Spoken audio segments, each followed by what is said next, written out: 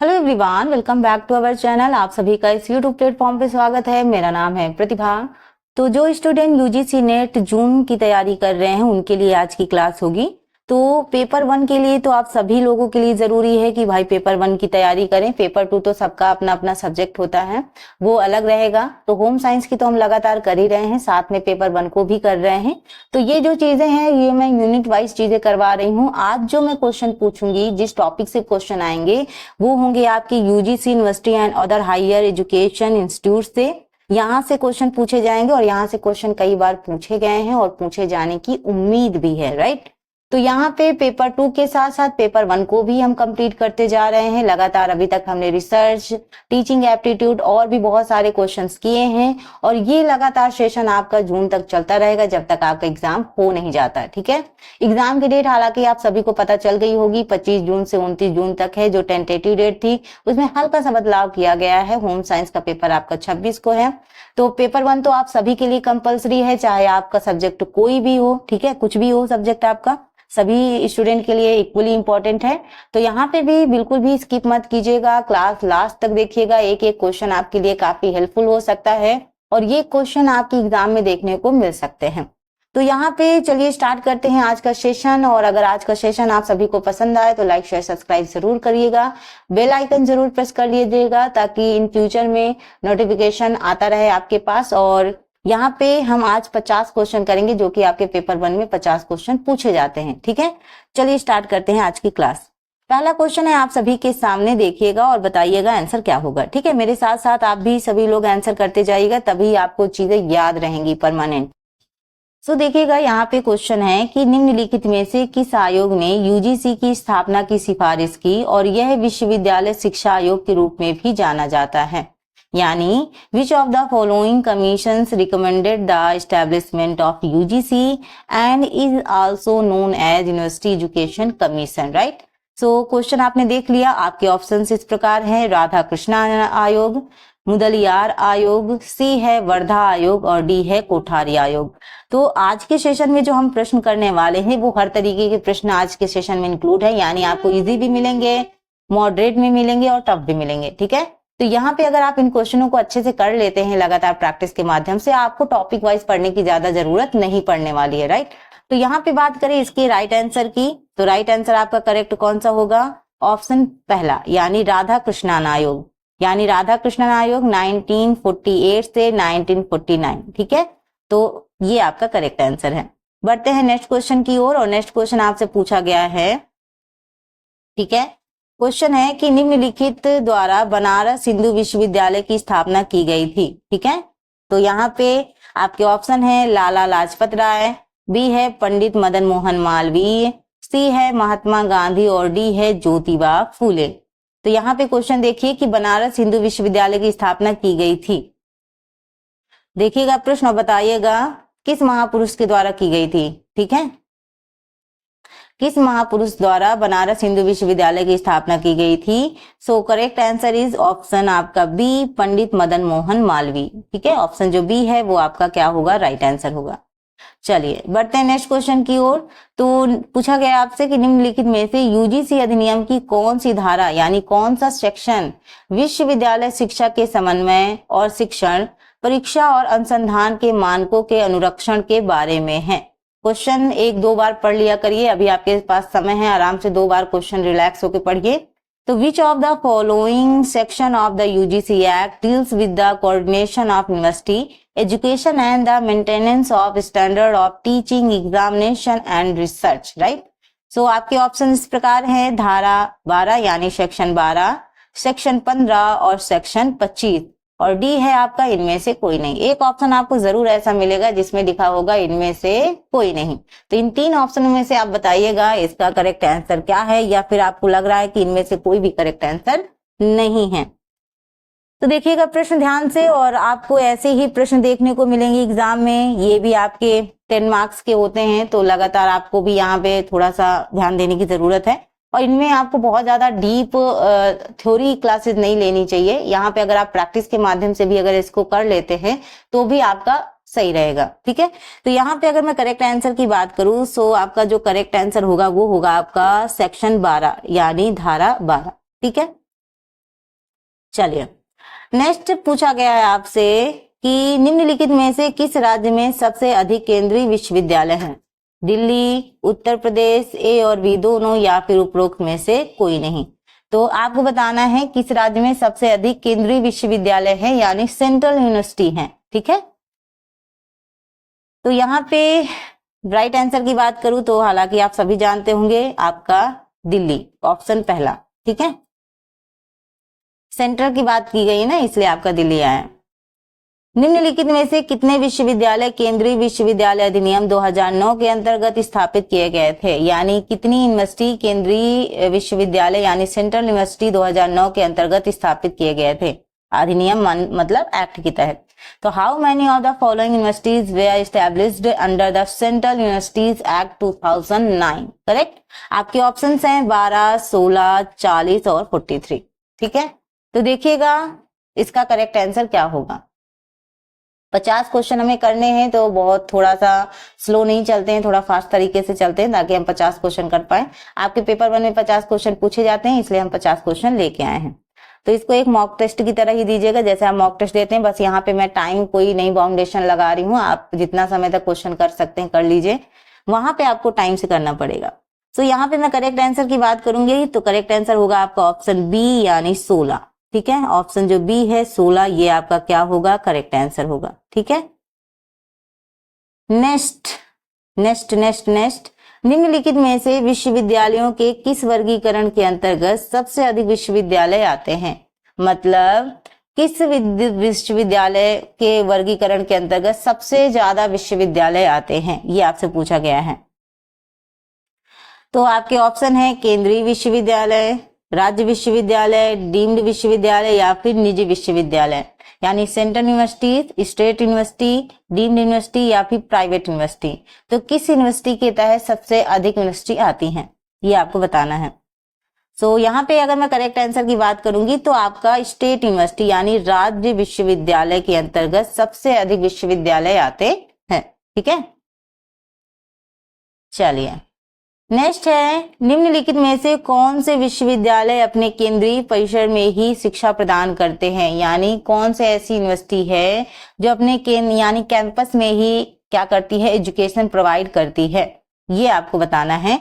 आपके ऑप्शन है केंद्रीय विश्वविद्यालय यानी सेंट्रल यूनिवर्सिटी, मानव विश्वविद्यालय यानी डीम्ड यूनिवर्सिटी, रेसिडेंशियल यूनिवर्सिटी यानी आवासीय विश्वविद्यालय जहां पे रह के ही पढ़ाते भी हैं वहीं रहते भी हैं, मुक्त विश्वविद्यालय यानी ओपन यूनिवर्सिटी। ठीक है, जैसे राजर्षि वगैरह है ना, ये सब ओपन यूनिवर्सिटी हैं। तो यहाँ पे बताइएगा आंसर आपका जो करेक्ट होगा वो कौन सा होगा। क्वेश्चन ध्यान से पढ़ें और बताएं आंसर क्या होगा। ठीक है, यानी कौन सा विश्वविद्यालय अपने केंद्रीय परिसर में ही शिक्षा प्रदान करते हैं? So right answer is deemed university यानी मानित विश्वविद्यालय। ऑप्शन जो बी है वो आपका करेक्ट आंसर होगा। राइट, चलिए बढ़ते हैं नेक्स्ट क्वेश्चन की ओर। क्वेश्चन नंबर 9 है आप सभी के सामने।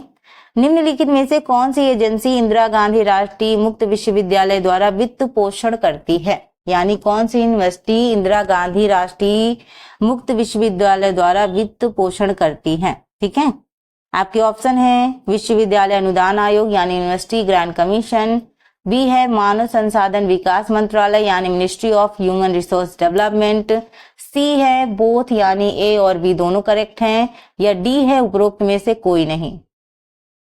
चलिए बताइए आंसर क्या होगा।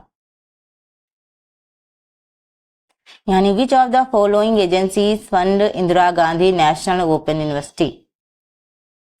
तो यहाँ पे करेक्ट आंसर आपका होगा ऑप्शन बी यानी ह्यूमन, आपका university of human resource development यानी मानव संसाधन विकास मंत्रालय। ओके, चलिए क्वेश्चन नंबर 10 है आपका, पूछा गया है निम्नलिखित में से कौन सा विश्वविद्यालय स्वयं के चैनल के माध्यम से इंटरैक्टिव शिक्षा कार्यक्रम का प्रसारण करता है? यानी स्वयं के चैनल के माध्यम से। तो which of the following universities broadcast interactive education program through its own channel? Right, so यहाँ पे देखिएगा आपके ऑप्शंस हैं डॉक्टर BR अम्बेडकर मुक्त विश्वविद्यालय, बी है आपका इंदिरा गांधी राष्ट्रीय मुक्त विश्वविद्यालय, सी है पुणे विश्वविद्यालय और डी है अन्नामलाई विश्वविद्यालय।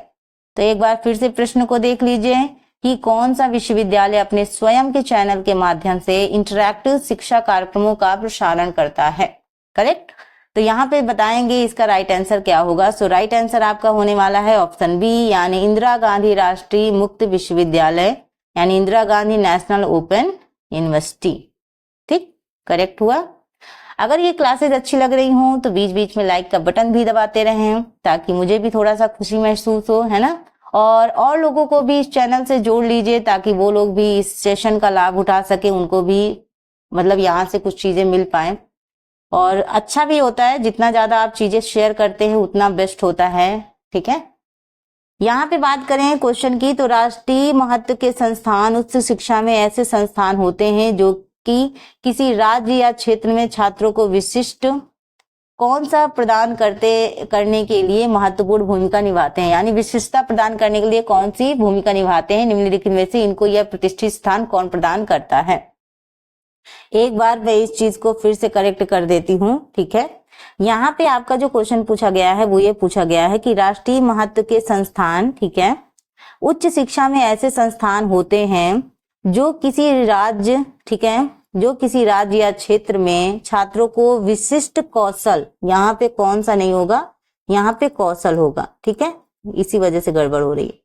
विशिष्ट कौशल प्रदान करने के लिए महत्वपूर्ण भूमिका निभाते हैं, निम्नलिखित में से इनको यह प्रतिष्ठित स्थान कौन प्रदान करता है। राइट, आपको क्वेश्चन समझ में आया। जहां पे भी थोड़ा सा भी दिक्कत होगी मैं करेक्ट कर दूंगी, डोंट वरी, कोई भी प्रॉब्लम नहीं है। ठीक है, मैं हूं ना।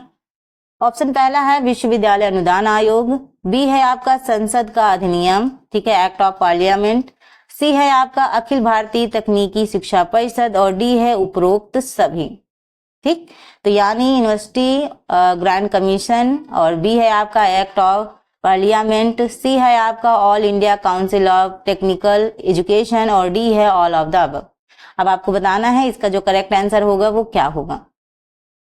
तो राष्ट्रीय महत्व के संस्थान उच्च शिक्षा में ऐसे संस्थान होते हैं जो कि किसी राज्य या क्षेत्र में छात्रों को विशिष्ट कौशल, यानी आपका जो विशिष्ट स्किल है वो प्रदान करने के लिए महत्वपूर्ण भूमिका निभाते हैं, निम्नलिखित में से इनको यह प्रतिष्ठित स्थान कौन प्रदान करता है। सो राइट आंसर आपका होगा संसद का अधिनियम, यानी एक्ट ऑफ पार्लियामेंट। ठीक है, ये आपका करेक्ट होगा। चलिए नेक्स्ट क्वेश्चन पूछा गया है, निम्नलिखित में से किस संगठन ने राष्ट्रीय मूल्यांकन एवं प्रत्यायन परिषद 1994 की स्थापना की। AICTE, बी है UGC, सी है मानव संसाधन विकास मंत्रालय यानी ministry of human resource development, और डी है आपका उपरोक्त में से कोई भी नहीं। अब आपको बताना है कि संगठन ने राष्ट्रीय मूल्यांकन एवं प्रत्यायन परिषद 1994 की स्थापना की। तो इनका ईयर लिखा है कि राष्ट्रीय मूल्यांकन एवं प्रत्यायन परिषद का ईयर लिखा है 1994। ठीक है, तो यहाँ पे आपका जो करेक्ट आंसर होगा वो क्या होगा आपको बताना है। So correct answer is option B, यानी UGC। ठीक है, आपका ऑप्शन बी UGC आपका करेक्ट आंसर है। चलिए नेक्स्ट क्वेश्चन पूछा गया है कि निम्नलिखित में से यशपाल समिति की रिपोर्ट 1993 का मुख्य शीर्षक क्या था, मतलब क्या है। ICT के क्षेत्र में शिक्षकों की शिक्षा, बी है बिना बोझ की शिक्षा, सी है प्रसारण के माध्यम से शिक्षण, और उपरोक्त में से कोई नहीं। ये ऑप्शन तो आपका हर जगह चला आ रहा है, उपरोक्त में से कोई नहीं। अब आपको बताना है कि करेक्ट आंसर क्या होगा, यानी teacher education in the field of ICT, education without burden, teaching through broadcasting. So correct answer is क्या हो सकता है। तो यशपाल समिति की रिपोर्ट का मुख्य शीर्षक क्या है, वो है आपका बिना बोझ की शिक्षा, यानी एजुकेशन विदाउट बर्डन। क्योंकि बात ये है ना कि बर्डन बन जाता है, आप पढ़ाई कर रहे हो, छोटे छोटे बच्चों को देखो कि स्कूल से आते ही ट्यूशन में लग जाते हैं, ट्यूशन के बाद फिर आपसे बोला जाता है होमवर्क करो, ये करो वो करो। तो एक तरीके से इतना बर्डन नहीं डालना चाहिए, चाहे बच्चे हों बड़े हों जो भी हैं, मतलब इतना बर्डन नहीं डालना चाहिए कि उनको लगे कि भाई एजुकेशन एक तरीके से बस यही है कि नहीं करना है करना है करना है, और वो फिर मेंटली ना डिस्टर्ब हो जाते हैं। तो यहाँ पे थोड़ा सा बिना बोझ के आपको मनोरंजन तरीके से, इंटरेस्टिंग तरीके से, रोचक तरीके से शिक्षा देनी चाहिए, ताकि बच्चे उसको अच्छे तरीके से ऑब्जर्व कर सके, अच्छे तरीके से ले सके, राइट। तो इस तरीके से शिक्षा देनी चाहिए, नहीं तो अदरवाइज स्कूलों में इतना प्रेशर हो गया है बच्चों के ऊपर कि बच्चे अपना जो लाइफ है उसको अच्छे से जी ही नहीं पा रहे, खेल कूद नहीं पा रहे हैं, सिर्फ पढ़ते हैं और फिर उसके बाद ट्यूशन पढ़ते हैं, यही सारी चीजें होती है। पढ़ना इंपॉर्टेंट है, लेकिन इतना नहीं कि आप उनपे बिल्कुल कर दो कि भाई अच्छे मार्क्स ही लाने हैं, तुमको पढ़ना ही पड़ेगा, वो वाली चीजें गलत है। सो बी ऑप्शन है। यहाँ पे बात करें, नेक्स्ट क्वेश्चन है आपका कि निम्नलिखित में से कौन सी एजेंसी है, ठीक है, संस्था ने प्रत्यायन बोर्ड की स्थापना की। कौन सी एजेंसी संस्था है जिसने प्रत्यायन बोर्ड की स्थापना की है, ठीक है, बताना है आपको, इसका आंसर क्या होगा। आपकी करेक्ट, सॉरी, ऑप्शन है भारतीय कृषि अनुसंधान परिषद, बी है अखिल भारतीय तकनीकी शिक्षा परिषद, सी है विश्वविद्यालय अनुदान आयोग, और डी है मानव संसाधन विकास मंत्रालय। ठीक है, देखिएगा इसका जो करेक्ट आंसर होगा वो क्या होगा, यानी कौन सी एजेंसी या संस्था ने प्रत्यायन बोर्ड की स्थापना की। कौन सी एजेंसी या संस्था ने प्रत्यायन बोर्ड की स्थापना की है, ये आपको बताना है, और इसका आपका करेक्ट आंसर क्या होगा, जल्दी से बताएं। तो इसका आपका होगा अखिल भारतीय तकनीकी शिक्षा परिषद, option B, all India council for technical education, यानी AICTE। इसका ईयर याद रखेंगे 1994, ठीक है। चलिए, नेक्स्ट क्वेश्चन है आप सभी के सामने। पूछा गया है आपसे कि निम्नलिखित में से किस वर्ष में राष्ट्रीय शिक्षा नीति को संशोधित किया गया और उसके साथ कार्य योजना, ठीक है, को भी संलग्न किया गया था, यानी प्रोग्राम ऑफ एक्शन को भी संलग्न किया गया था। 1968, 1976, 1986 या 1992। तो किस वर्ष में राष्ट्रीय शिक्षा नीति को संशोधित किया गया और उसके साथ कार्य योजना को भी संलग्न किया गया था, ये आपसे प्रश्न पूछा गया है, आपको बताना है। इसका जो करेक्ट आंसर होगा वो क्या होगा। क्वेश्चन ध्यान से देखें और बताएं आंसर क्या होगा। तो यहाँ पे अगर मैं करेक्ट आंसर की बात करूंगी, करेक्ट आंसर होगा आपका 1992, ठीक है। लागू कब हुआ था, लागू का ईयर याद रखेंगे, लागू था 1986, ठीक है, और संशोधित 1992। तो option D is correct. Next है, निम्नलिखित में से कौन सा दिन राष्ट्रीय शिक्षा दिवस के रूप में मनाया जाता है, यानी राष्ट्रीय शिक्षा दिवस के रूप में कौन सा दिन मनाया जाता है, मतलब किस डेट को राष्ट्रीय शिक्षा दिवस होता है, यानी नेशनल एजुकेशन डे 5 सितंबर, 2 अक्टूबर, 11 नवंबर या फिर 14 नवंबर। तो which of the following days is celebrated as national education day. So correct answer is option C, यानी 11 नवंबर। 11 नवंबर आपका क्या होगा, करेक्ट आंसर होगा, राइट। कोई भी दिक्कत हो, कोई भी प्रॉब्लम हो, किसी भी क्वेश्चन में कंफ्यूजन हो, आप कमेंट बॉक्स में पूछ सकते हैं, ठीक है। अगर इसकी PDF चाहिए तो आप टेलीग्राम चैनल ज्वाइन कर लीजिएगा, डिस्क्रिप्शन में मैं उसका लिंक दे दूंगी, वहां पे क्लिक करके आप पहुंच सकते हैं। अदरवाइज आप टेलीग्राम पे ही सर्च कर सकते हैं प्रतिभा शुक्ला, होम साइंस बाय प्रतिभा शुक्ला, वो भी आपको मिल सकता है, ठीक है। तो यहाँ पे 11 नवंबर करेक्ट आंसर था। नेक्स्ट क्वेश्चन की बात करेंगे, निम्नलिखित में से राष्ट्रीय शिक्षा नीति का मुख्य उद्देश्य क्या है, मतलब राष्ट्रीय शिक्षा नीति का मुख्य उद्देश्य क्या है, ऑब्जेक्टिव क्या है नेशनल एजुकेशन पॉलिसी का। प्राथमिक शिक्षा का सार्वभौमिकरण, शिक्षा का व्यवसायीकरण, शिक्षा की समीक्षा करना या सबको शिक्षा का समान अवसर प्रदान करना। तो यहाँ पे एक में इंग्लिश मैंने कन्वर्ट नहीं किया है, ठीक है। यहाँ पे बताइएगा क्या होगा। So correct answer is option C, यानी शिक्षा की समीक्षा करना, शिक्षा की क्या करना, समीक्षा करना। चलिए, क्वेश्चन नंबर 18 है आप सभी के सामने। पूछा गया है कि 12वीं पंचवर्षीय योजना के विजन पेपर के अनुसार उच्च शिक्षा में विज्ञान और प्रौद्योगिकी के क्षेत्र में लक्षित कर कर्मचारियों की कितनी संख्या, यानी शिक्षक छात्र अनुपात के संदर्भ में पूछा गया है, उल्लिखित की गई है।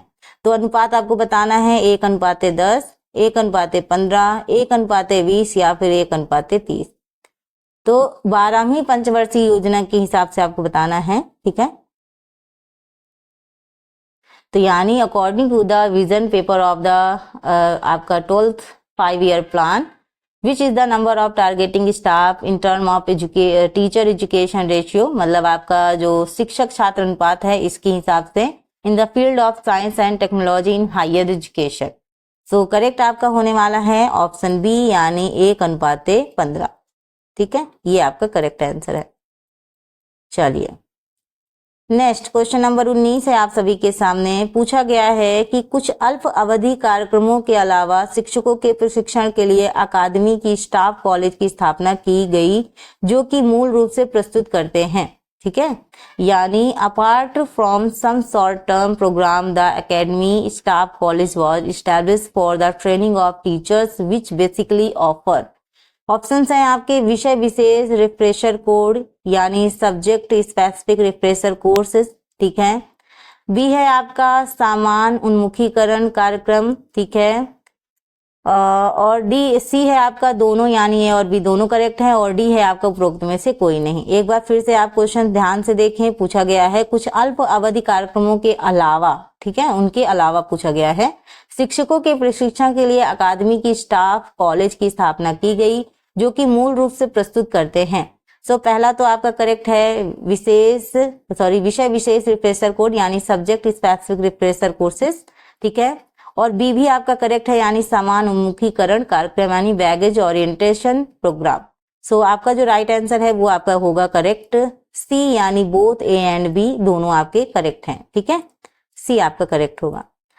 बढ़ते हैं नेक्स्ट क्वेश्चन की ओर, देखते हैं कोई आप पूछा गया है क्वेश्चन नंबर 20। अभी आपके क्वेश्चन 30 बाकी हैं, तो बिल्कुल भी सब्र मत खोइएगा। क्लास अगर थोड़ा बहुत लंबी भी होगी तो कोई दिक्कत नहीं है, आराम से देख लीजिए थोड़ा सा समय निकाल के। अगर आप कोई भी क्लास बीच में छोड़ के बाद में देखने की सोचते हैं ना, तो कई बार ऐसा होता है कि हम वो देख ही नहीं पाते, फिर आगे जो क्लास आ जाती है हम उसको देखने लगते हैं, पीछे वाली क्लास हमारी छूट जाती है।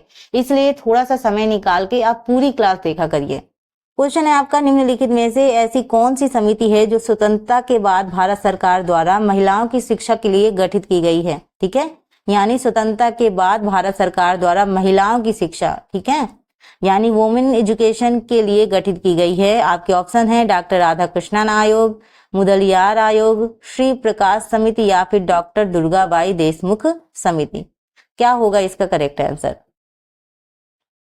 यानी which of the following is a committee formed by the government of India after independence for women education.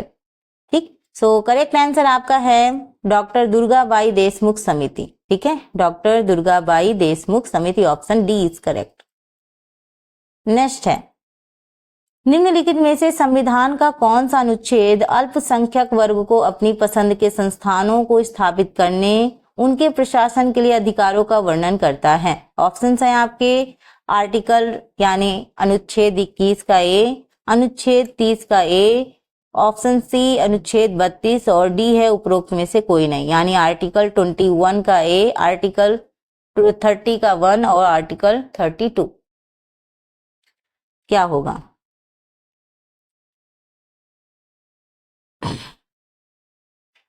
तो यहाँ पे करेक्ट आंसर की अगर मैं बात करूं तो राइट आंसर होगा आपका ऑप्शन बी यानी अनुच्छेद 30 का ए, आर्टिकल 30 का ए आपका करेक्ट आंसर होगा, बी ऑप्शन। नेक्स्ट क्वेश्चन पूछा गया है कि निम्नलिखित में से कौन से वर्ष में राष्ट्रीय अल्पसंख्यक शिक्षण संस्थान आयोग यानी NCMI स्थापित किया गया। ठीक है, तो इसका आपको ईयर बताना है 2001, 2003, 2004 और ऑप्शन जो डी है वो है आपका 2005। तो यहाँ पे मैं 2005 भी लिख देती हूँ, क्यों हम दूसरे पेज पे जाएं। तो ऑप्शन डी है आपका 2005। ठीक है, बताइएगा। आंसर नहीं बता रही मैं, आपके ऑप्शन लिख रही हूँ। ठीक है, आंसर अभी आपको बताना है। बताइएगा कौन से वर्ष में राष्ट्रीय अल्पसंख्यक शिक्षण संस्थान आयोग यानी NCMI स्थापित किया गया। सो आपका करेक्ट आंसर है ऑप्शन सी 2004 में।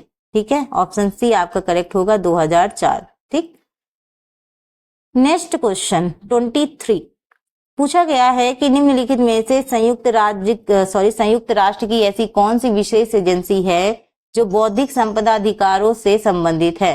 WIPO, बी है गेट्स, सी है गैट और डी है उपरोक्त में से कोई भी नहीं। यहाँ पे आज थोड़ा सा दिक्कत इस बात की है कि ये जो पीजीटी का एग्जाम है ये फिर से आपकी डेट टल गई है और ये जो आपका एग्जाम है ये आपके अगस्त के अंतिम सप्ताह में दिया गया है। अब कोई कंफर्मेशन ये भी तो नहीं है कि अगस्त में कोई डेट दे रखे हो तो भी समझ में आता, लेकिन आप देख रहे हो कि जून है, फिर जुलाई है, फिर जाके अगस्त आ रहा है, जून चल रहा है। हालांकि अब हम तो यही तो उम्मीद लगा के बैठे थे कि एग्जाम हो जाएगा, बट बेसिकली यहाँ पे मैंने इसके बारे में पूरी बात की है, आप वीडियो देख सकते हैं, उसके बारे में मैंने डिटेल से बात की है, तो उसको जरूर देखिएगा अगर आप पीजीटी का एग्जाम आपने दे रहे हो। ठीक है, तो यहाँ पे बताएंगे इसका करेक्ट आंसर क्या होगा। आपसे क्वेश्चन पूछा गया है कि संयुक्त राष्ट्र की ऐसी कौन सी विशेष एजेंसी है जो बौद्धिक संपदा अधिकारों से संबंधित है, सो वो है आपका WIPO। ठीक है, जिसको हम कहते हैं विश्व बौद्धिक संपदा संगठन।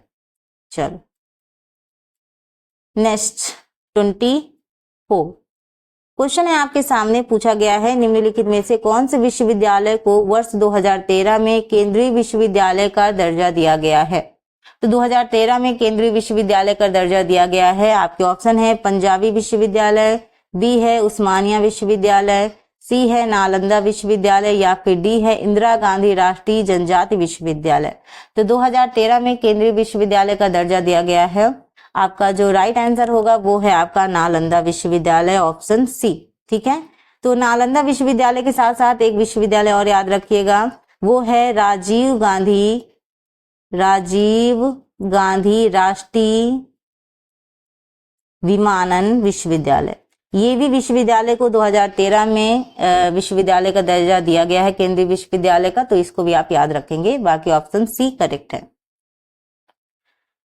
नेक्स्ट क्वेश्चन पूछा गया है आपसे कि निम्नलिखित में से राष्ट्रीय संस्कृत विद्यापीठ कहाँ पर स्थित है। ठीक है, तिरुपति, चेन्नई, हैदराबाद या फिर जयपुर।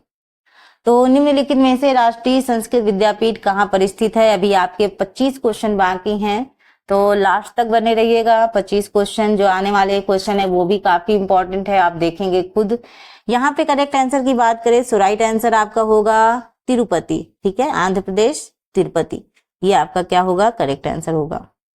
चले क्वेश्चन 26 क्वेश्चन पूछा गया है आपसे। क्वेश्चन है आपके सामने, निम्नलिखित में से कौन सी भाषा को सर्वप्रथम वर्ष 2004 में शास्त्रीय भाषा का दर्जा दिया गया।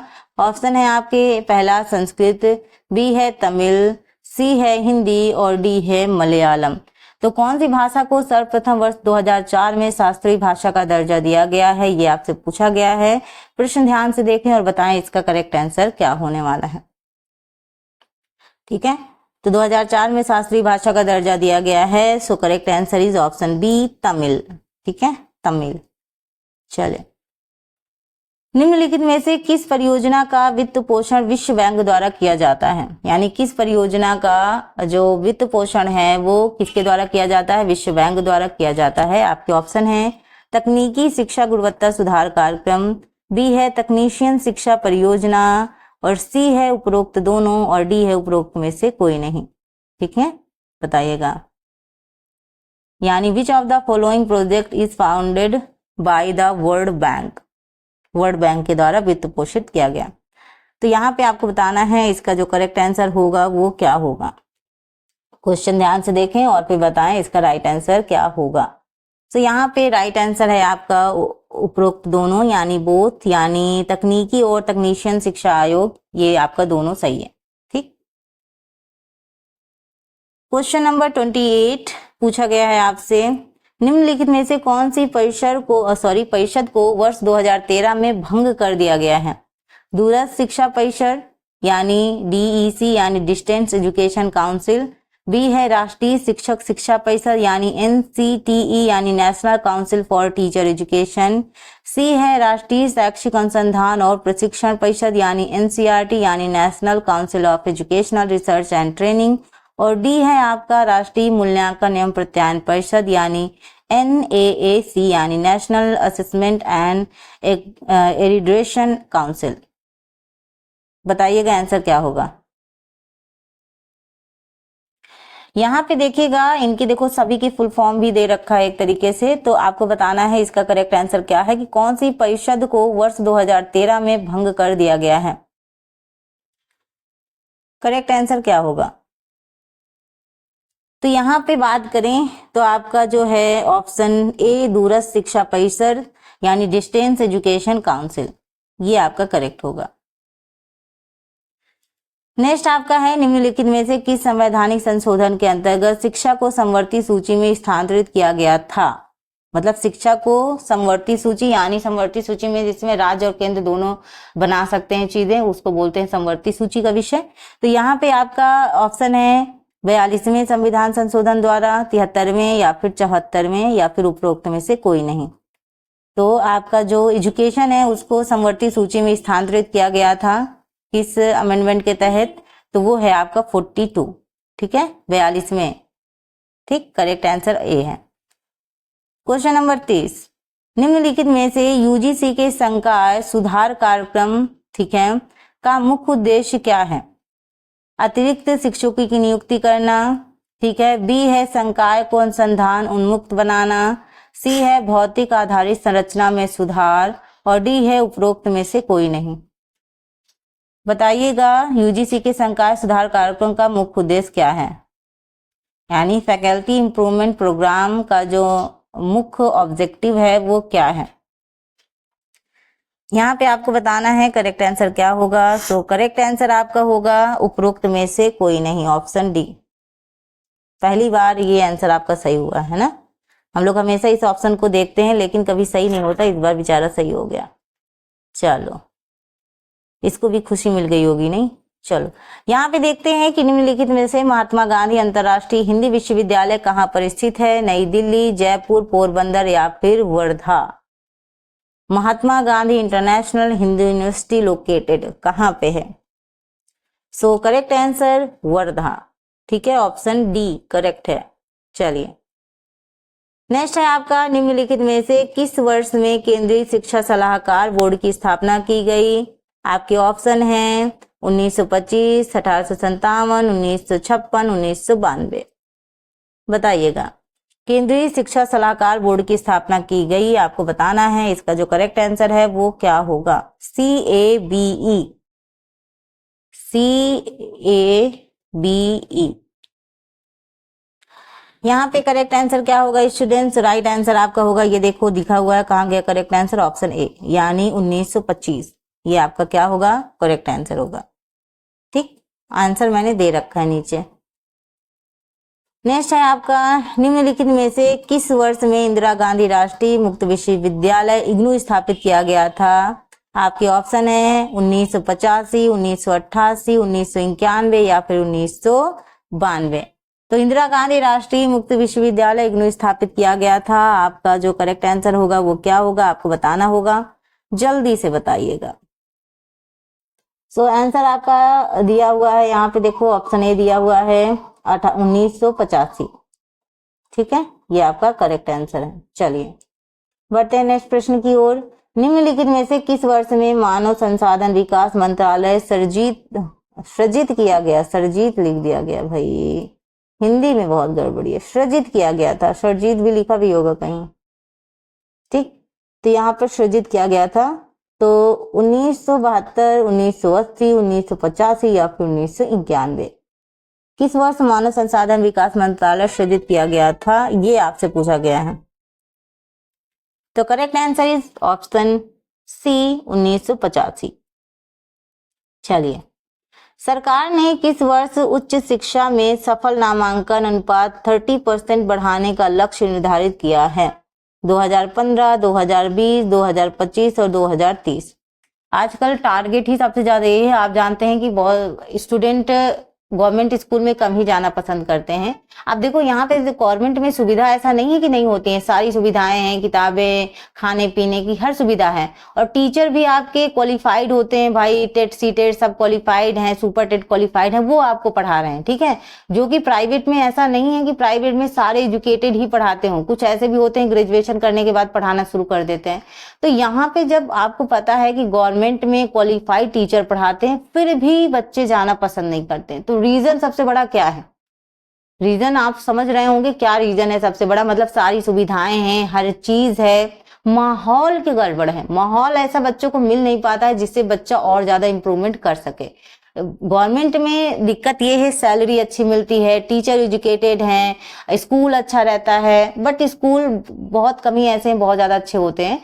बट यहाँ पे प्राइवेट में आपका जो माहौल है, जो सारे लोग एक्टिव तरीके से पार्टिसिपेट करते हैं, एक्टिव तरीके से बच्चों पे ध्यान देते हैं, वो चीजों की कमी आपके गवर्नमेंट में मिल जाती है, जिसकी वजह से बच्चे गवर्नमेंट में जाने के बजाय प्राइवेट में, जबकि पैसा लगता है, वहां जाना ज्यादा पसंद करते हैं। आप इस चीज से वाकिफ होंगे कि क्यों लोग अपना बच्चे को गवर्नमेंट, अभी आप ही को कह दिया जाए आप अपना बच्चा गवर्नमेंट में भेजिए तो आप बिल्कुल नहीं भेजेंगे। आपको लगेगा एजुकेशन जो बेस्ट मिलेगी वो प्राइवेट में मिलेगी, तो इसलिए आप प्राइवेट में भेजेंगे। तो ये थोड़ा सा दिक्कत है। अगर सब बच्चे गवर्नमेंट में जाने लगे, गवर्नमेंट का थोड़ा सा चीजें बदलाव हो ना, तो यहाँ पे जो प्राइवेट में इतना पैसा जा रहा है ये सब जाए ही ना, है ना। वहां पे हिंदी इंग्लिश दोनों लैंग्वेज में पढ़ाना शुरू हो जाए तो बहुत बेटर रहेगा। तो यहाँ पे देखिएगा जो इसका करेक्ट आंसर होगा वो क्या होगा, 2030। ठीक है, मैं इसलिए आपको बताती हूँ क्योंकि मैं भी गवर्नमेंट में ही पढ़ाती हूँ और मुझे पता है कि गवर्नमेंट की स्थिति ऐसी हो गई कि हमें बच्चों को पकड़ पकड़ के लाना पड़ता है कि भैया आओ और पढ़ लो, है ना। ये वाली सिचुएशन हो गई है, और अगर हम नहीं ऐसा करते हैं तो हमारे ऊपर मुसीबत आ जाएगी। मतलब उस गवर्नमेंट हमसे जवाब मांगेगी कि आखिरकार बच्चे स्कूल में क्यों नहीं आ रहे हैं, आप बताइए। आप अब यहाँ पे हम सर्वे करते हैं, हम जाते हैं बाहर, फोटो वोटो खिंचवाते हैं, और बहुत सारे लोग ऐसा ही करते हैं, बच्चों को बुलाएं चाहे ना बुलाएं, एक दो बच्चों के साथ फोटो खिंचवा लेते हैं कि भाई हम गाँव गाँव में घूम के गए, हम बच्चों को ढूंढ के लाए हैं, उतना ही उनके लिए काफी होता है। तो फोटो वाला जो सेक्शन है ना, ये बड़ा खराब चीज है। मतलब जमीन पे उतर के आप काम नहीं कर रहे हो, बस आपने एक फोटो पिक क्लिक की, ये चीज मनाया जा रहा है, थोड़ा सा आपने सिंबल लगा दिया, बात खत्म। यहाँ जो चीजें रुक जाती है ना, बड़ी मुसीबत है, और किसी ना किसी को ये सारी चीजें चेंज करनी पड़ेगी। आगे जाके आप भी कुछ करोगे तो ये चीजें जरूर बदलाव करना, मेरा ये कहना है। यही एक ऐसा प्लेटफॉर्म है जिसमें मैं अपनी बात खुल के रख सकती हूँ, और आप खुल के सुन भी सकते हो, क्योंकि आप सुनने के लिए हो, है ना। आप क्या कर सकते हो, ज्यादा से ज्यादा चेंज कर दोगे, है ना। बट ऐसा करना नहीं, मैं बस हंसी मजाक कर रही हूँ, ठीक। बट जो चीज मैं बोल रही हूँ वो नेचुरल बोल रही हूँ, ठीक, ऐसा नहीं है। निम्नलिखित में से कौन से व्यक्तित्व यूजीसी के पहले अध्यक्ष थे, सॉरी व्यक्तित्व तो नहीं, ठीक है, यूजीसी के पहले अध्यक्ष थे डॉक्टर शांति स्वरूप भटनागर, डॉक्टर मनमोहन सिंह, श्री हुमायूं कबीर, या फिर श्री सीडी देशमुख। तो बताइएगा कि कौन से आपके जो व्यक्ति हैं यूजीसी के पहले अध्यक्ष थे, या व्यक्तित्व भी कह सकते हो। बताओ इसका करेक्ट आंसर क्या होगा। तो ऑप्शन जो आपका करेक्ट है वो है आपका option D, CD Deshmukh, Shri CD Deshmukh, ये आपका करेक्ट होगा। 37 में आपका जो क्वेश्चन पूछा गया है वो है निम्नलिखित में से भारत में सबसे पहले मुक्त विश्वविद्यालय कौन सा था। भारत में सबसे पहले मुक्त विश्वविद्यालय कौन सा था। आपके ऑप्शन है आंध्र प्रदेश मुक्त विश्वविद्यालय, बी है इंदिरा गांधी राष्ट्रीय मुक्त विश्वविद्यालय, सी है दिल्ली विश्वविद्यालय, और डी है उपरोक्त में से कोई नहीं। भारत में सबसे पहले मुक्त विश्वविद्यालय कौन सा था, बताइएगा। इसका जो करेक्ट आंसर होगा वो क्या होगा, यहाँ पे देखिएगा लिखा हुआ है इंदिरा गांधी राष्ट्रीय मुक्त विश्वविद्यालय, ऑप्शन बी आपका करेक्ट है, ठीक। चलिए 38 में क्वेश्चन पूछा गया है निम्नलिखित में से किसके द्वारा मेटा विश्वविद्यालय की अवधारणा प्रतिपादित की गई थी। मैसाचुसेट्स प्रौद्योगिकी संस्थान, वाह बड़ा डिफिकल्ट नाम है, जवाहरलाल नेहरू विश्वविद्यालय, हार्वर्ड बिजनेस स्कूल, या फिर दिल्ली विश्वविद्यालय। मैसाचुसेट्स, वाह, बताइएगा आंसर क्या होगा। तो यहाँ पे आपका जो करेक्ट आंसर है वो है आपका ऑप्शन पहला, ठीक है, ये आपका करेक्ट आंसर होगा। तो बढ़ते हैं नेक्स्ट प्रश्न की ओर और देखते हैं 39 का करेक्ट आंसर क्या होगा। निम्नलिखित में से समव्यावसायिक डिग्री की पाठ्यक्रम सामग्री किस पर जोर देते हैं। ए है कौशल और व्यवहारिक विश्लेषण प्राप्त करने पर, बी है सिद्धांतों और अनुसंधान पर, सी है अवधारणाओं पर, और डी है उपरोक्त में से कोई नहीं। बताइएगा समव्यावसायिक डिग्री की पाठ्यक्रम सामग्री किस पर जोर देते हैं। तो ये जोर देते हैं आपके कौशल और व्यवहारिक विश्लेषण प्राप्त करने पर, ठीक है, यानी on acquiring skill and practical analysis. चलिए क्वेश्चन पूछा गया है आपसे कि निम्नलिखित में से किस वर्ष में राष्ट्रीय प्रत्यायन बोर्ड की स्थापना की गई थी। 1991, 1994, 2001 और 2005। मैंने ये चीज आपको पहले भी बताया है, राष्ट्रीय प्रत्यायन बोर्ड की स्थापना का ईयर मैंने बीच में आपको ऑलरेडी दे रखा है, तो आप जानते हैं कि इसका करेक्ट आंसर क्या होगा, 1994, 1994। ठीक है, चल। अलीगढ़ मुस्लिम विश्वविद्यालय किस वर्ष में स्थापित किया गया था? आपको बताना है 1857, 1875, 1905, 1916। बताइएगा। Aligarh Muslim university was established which year? कौन सा ईयर है? बताइएगा। इसका जो करेक्ट आंसर होगा वो क्या होगा? सभी लोग देखिएगा क्वेश्चन ध्यान से बताइएगा। ऑप्शन बी आपका करेक्ट होगा 1875। ठीक, 1875। चलिए देखिएगा, क्वेश्चन पूछा गया है निम्नलिखित में से ऐसी कौन से व्यक्ति हैं जो स्वतंत्र भारत के पहले शिक्षा मंत्री बने थे? अब्दुल कलाम आजाद, एस वल्लभ भाई पटेल, एस राधा कृष्णन और या फिर उपरोक्त में से कोई नहीं। तो स्वतंत्र भारत के पहले शिक्षा मंत्री का नाम आपसे पूछा जा रहा है और आपको बताना है अब्दुल नहीं अबुल होगा, अबुल कलाम आजाद, अबुल कलाम आजाद, और यही आपका क्या है, करेक्ट आंसर है। ठीक है, अबुल कलाम आजाद। चलिए 43 है क्वेश्चन, पूछा गया है कि निम्नलिखित में से ऐसा कौन सा सैटेलाइट चैनल है जो 26 जनवरी में 2003 को भारत में अधूरा शिक्षा यानी अधूरी शिक्षा की तकनीकी विकास के लिए शुरू किया गया था। ठीक है, तो यहाँ पे देखो मैं फिर से पढ़ देती हूँ क्वेश्चन ध्यान से कि ऐसा कौन सा सैटेलाइट चैनल है जो 26 जनवरी में 2003 को भारत में, ठीक है, दूरस्थ शिक्षा, अधूरा शिक्षा नहीं, दूरस्थ शिक्षा की तकनीकी विकास के लिए शुरू किया गया था। तो दूरस्थ शिक्षा के तकनीकी विकास के लिए शुरू किया गया था एकलव्य, द्रोणाचार्य, ज्ञान दर्शन या फिर ज्ञानवाणी। तो ऐसा कौन सा सैटेलाइट चैनल है जो 26 जनवरी 2003 को भारत में दूरस्थ शिक्षा के तकनीकी विकास के लिए शुरू किया गया था? ये आपका कंप्लीट क्वेश्चन है और आपका जो करेक्ट आंसर है वो है आपका एकलव्य। ऑप्शन जो पहला है एकलव्य वो आपका करेक्ट आंसर है। बात करते हैं क्वेश्चन नंबर 44 की, और 44 जो क्वेश्चन पूछा गया है वो है कि निम्नलिखित में से कौन सा संस्थान मानव संस्थान विकास मंत्रालय द्वारा स्थापित किया गया है? राष्ट्रीय बाल भवन नई दिल्ली, भारतीय अंतरिक्ष अनुसंधान संगठन यानी इसरो, रक्षा अनुसंधान एवं विकास संगठन यानी DRDO और उपरोक्त में से कोई नहीं। बताइएगा इसका जो करेक्ट आंसर होगा वो क्या होगा? कौन सा संस्थान मानव संस्थान विकास मंत्रालय द्वारा स्थापित किया गया है? ये आपसे प्रश्न पूछा गया है। प्रश्न ध्यान से देखें और बताएं आंसर क्या होगा। तो यहाँ पे अगर मैं बात करूं राइट आंसर की, तो करेक्ट आंसर आपका होगा ऑप्शन पहला, राष्ट्रीय बाल भवन नई दिल्ली। चलिए 45, अभी आपके 5 क्वेश्चन बाकी हैं।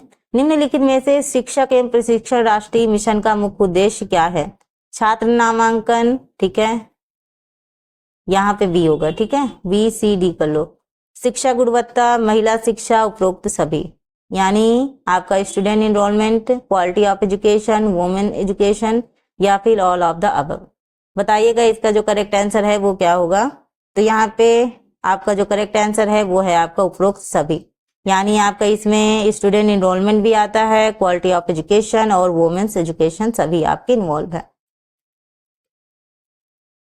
नेक्स्ट है आपका क्वेश्चन, निम्नलिखित में से कौन से व्यक्तित्व विश्वविद्यालय शिक्षा आयोग 1948 के अध्यक्ष थे? कौन से व्यक्तित्व की बात हो रही है, उनका नाम पूछा जा रहा है। ठीक है, doctor S Radhakrishnan, doctor DS Kothari, Maulana Abul Kalam Azad या फिर CD देशमुख। तो कौन से व्यक्तित्व विश्वविद्यालय शिक्षा आयोग 1948 के अध्यक्ष थे? सो करेक्ट आंसर, हमने 1948 से 49 तक हमने बात की थी डॉक्टर एस राधाकृष्णन की। पहले ही प्रश्न में हमने बात की, अगर आपको याद हो तो पहला आपका जो राइट आंसर है। ठीक है, 47 देखिएगा, निम्नलिखित में से कौन से देश के विश्वविद्यालय अनुदान आयोग के अध्यक्ष पर विश्वविद्यालय शिक्षा आयोग ने UGC की स्थापना की सिफारिश की? संयुक्त राज्य अमेरिका, ग्रेट ब्रिटेन, जर्मनी या फिर सोवियत संघ। बताइएगा इसका करेक्ट आंसर क्या होगा? तो यहाँ पे ज्यादा लंबी क्लास नहीं खींचेंगे, जल्दी से हम आंसर बता देते हैं, ग्रेट ब्रिटेन। ठीक है, चले 48 इंग्लिश में ज्यादा मत जाइएगा, मेरी इंग्लिश बहुत ज्यादा अच्छी नहीं है, मैं पहले ही बता देती हूँ। तो इंग्लिश में अगर थोड़ा बहुत मिस्टेक मिले तो प्लीज इग्नोर मारिएगा। हिंदी आपकी करेक्ट मिलेगी, उसकी गारंटी मैं लेती हूँ। जो करेक्ट नहीं होगा उसको मैं करेक्ट कर दूंगी, राइट। यहाँ पे क्वेश्चन पूछा गया है 48 निम्नलिखित में से कौन सी एजेंसी या संस्थान है शैक्षिक संस्थान अनुसंधान और प्रदर्शन के आधार पर रैंकिंग संस्थाओं के लिए भारत शिक्षा सूचकांक की शुरुआत की। एक बार फिर से मैं क्वेश्चन ध्यान से आपको बता देती हूँ, समझिएगा। निम्नलिखित में से कौन सी एजेंसी या संस्था है, ठीक है, या संस्था है, ठीक है, शैक्षणिक संस्था अनुसंधान और प्रदर्शन के आधार पर रैंकिंग संस्थाओं के लिए भारत शिक्षा सूचकांक की शुरुआत की। ठीक, आपके ऑप्शन है AICTE, B है NAAC, C है यूनिवर्सिटी ग्रांट कमीशन और D है IIT दिल्ली। तो यहाँ पे आपका जो करेक्ट आंसर होगा वो आपका होगा NAAC, ऑप्शन बी आपका करेक्ट होगा, NAAC। चलो 49 पे चलते हैं। 49 पूछा गया है निम्नलिखित में से सबसे पहले अंतर विश्वविद्यालय केंद्र कौन सा है जो कि UGC के द्वारा वर्ष 1948 कह रही हूँ 84 में स्थापित किया गया था, ठीक है, 1984 में स्थापित किया गया था। आपके ऑप्शन इस प्रकार हैं, त्वरक अंतर विश्वविद्यालय केंद्र परमाणु विज्ञान केंद्र, बी है खगोल शासन या खगोल भौतिकी अंतर विश्वविद्यालय केंद्र, सी है त्वरक अंतर विश्वविद्यालय केंद्र यानी पूर्व परमाणु विज्ञान केंद्र और डी है उपरोक्त में से कोई नहीं। तो यहाँ पे इसका जो करेक्ट आंसर होगा वो क्या होगा देखते हैं। तो 1984 में स्थापित किया गया था, वो है आपका त्वरक विश्वविद्यालय केंद्र यानी पूर्व परमाणु केंद्र, ऑप्शन जो सी है वो आपका क्या होगा, करेक्ट आंसर होगा। चलिए लास्ट क्वेश्चन आपका है और लास्ट क्वेश्चन इंपॉर्टेंट है, पूछा गया है आपसे। अब देखो फिर से अधूरा आ गया, दूरस्थ अगर मैं देती हूँ तो दूरस्थ की जगह अधूरा ही आता है, ठीक है, दूरस्थ शिक्षा दिया हुआ है, भगवान माफ कीजिएगा, दूरस्थ है, ये हर बार दूरस्थ की जगह अधूरा ही लिख जाता है, दूरस्थ, ठीक है। देखिएगा दूरस्थ शिक्षा परिषद ने वर्ष 2002 में दो, ठीक है, यहाँ पे आपका क्या पूछा गया है, दूरस्थ शिक्षा परिषद ने 2002 में दूरस्थ मुक्त शिक्षा के लिए अर्जुन सिंह केंद्र की स्थापना की। निम्नलिखित में से यह कौन सा विश्वविद्यालय है। यहाँ पे थोड़ा सा हिंदी में मिस्टेक है, मैं फिर से आपको थोड़ा सा कह दूंगी इसको करेक्ट करने के लिए। इस क्वेश्चन को छोड़ ही दो, ये क्वेश्चन ही थोड़ा सा मिस्टेक वाइज है, यहाँ पे मैं इसको नेक्स्ट जो क्लासेस होगी उसमें मैं करेक्ट करके दे दूंगी।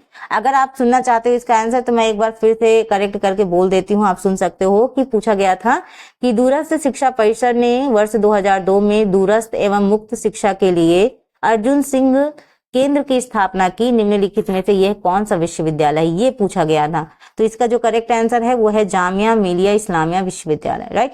यहाँ पे हिंदी में जो थोड़ा बहुत मिस्टेक है वो मैं करेक्ट कर दूंगी नेक्स्ट क्लासेस में। मैं आपको फिर से दोबारा क्वेश्चन रिपीट कर देती हूँ, ध्यान से सुनिएगा। दूरस्थ शिक्षा परिषद ने वर्ष 2002 में दूरस्थ एवं मुक्त शिक्षा के लिए अर्जुन सिंह केंद्र की स्थापना की।